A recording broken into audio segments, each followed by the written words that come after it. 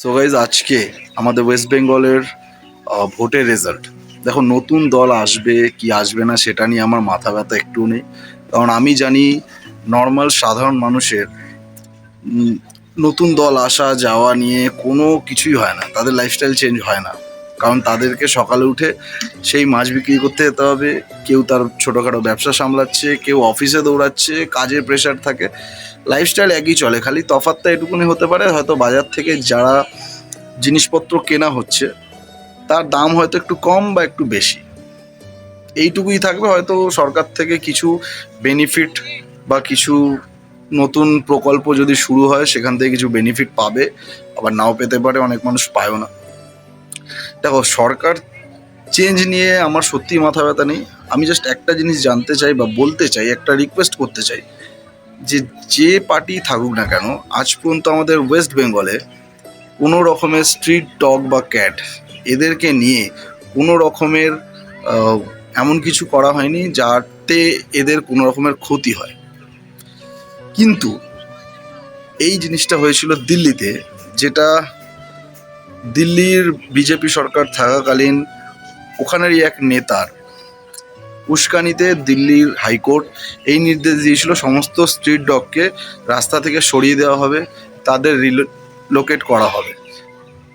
আমি জাস্ট এটা চাই, কোনো রকমের কুকুর বা স্ট্রিট ডগ হোক, ক্যাট হোক, এদের যাতে কোনো রকমের অসুবিধা না হয়। কারণ এরা আমাদের মনুষ্যত্বের একটা ভরসা, আমরা এদেরকে ভালোবাসি।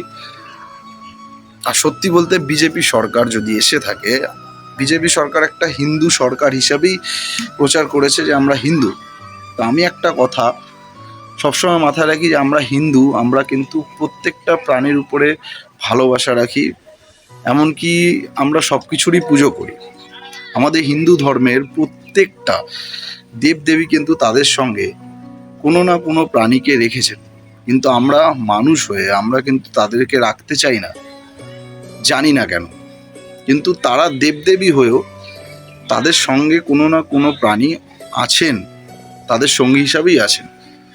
কিন্তু দিল্লির কেস যেটা হয়েছিল, সেখানে আমি দেখেছি প্রচুর মানুষ প্রোটেস্ট করার পরে দিল্লি হাইকোর্ট আবার তার রায় চেঞ্জ করেছে, যে না, যে সমস্ত স্ট্রিট ডগ রয়েছে যারা অসুস্থ বা পাগল হয়ে গেছে তাদেরকে সেখান থেকে রিলোকেট করতে হবে, বা যাদের নিয়ে যাওয়া হয়েছে যেসব কুকুর বিড়ালদের, মানে কুকুরদের, তাদের সেই সমস্ত কুকুরকে আবার রাস্তায় তাদের স্থানে ছেড়ে দেওয়া হবে। দেখো, আমাদের ওয়েস্ট বেঙ্গলে আজ পর্যন্ত কোনো দিনই কোনো স্ট্রিট ডগ বা কোনো রাস্তার বিড়াল বা যাবতীয় যাই থাকুক, ওদেরকে কোনো রকমের অত্যাচার করা হয়নি সরকারের তরফ থেকে। বরঞ্চ সরকারের দিক থেকে খাবারের ব্যবস্থা করা হয়েছিল, যাতে তাদের ঠিকঠাকভাবে দেখাশোনা করা হয়। কিছু জায়গাতে সেই ব্যবস্থাও করা আছে। আমার রিকোয়েস্ট একটাই, যে সরকারই থাকুক বা নতুন সরকার যদি আসে, তো অন্তত তাদের ওপরে যাতে কোনো রকমের অত্যাচার না করা হয়, এটা আমার তরফ থেকে একটা ছোট রিকোয়েস্ট।